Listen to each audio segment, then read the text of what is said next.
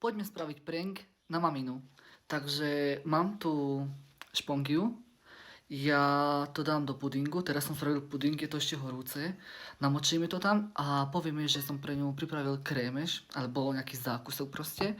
A dám potom do mrazničky a zavoláme ju a uvidíte reakciu. Takže som kurevsky zvedavý, čo ona potom povie na toto. Dá si to do úst, ochutná to pekne. A bude mať ona. Dáme to do mrazničky, nech sa to pekne, že chytí. Počkajte, takto to namočím celé, sekunda. Ľudkovia, obalil som to, len to vidno, takže ideme tam trošku dať ešte kokos. Pridáme tam super to bude vyzerať. Super.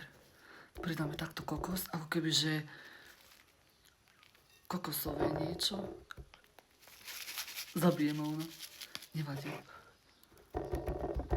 Super. Delikatesa. Normálna delikatesa. Pozerajte reakciu.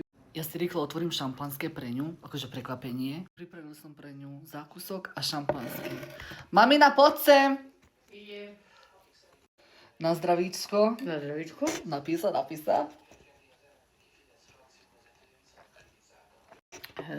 No, dobre, pozri, čo som ti pripravil. Oha. Ochutnaj to, dobre? Dobre. Ďakujem pekne. Nemáš za čo. Ochutnaj. Dobre, ďakujem. To je ten puding. Á, puding, á.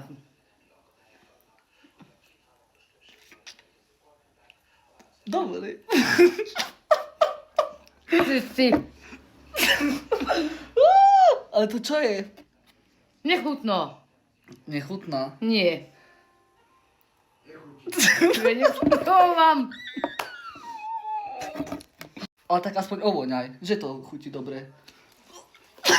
Oj, ten chlupčík.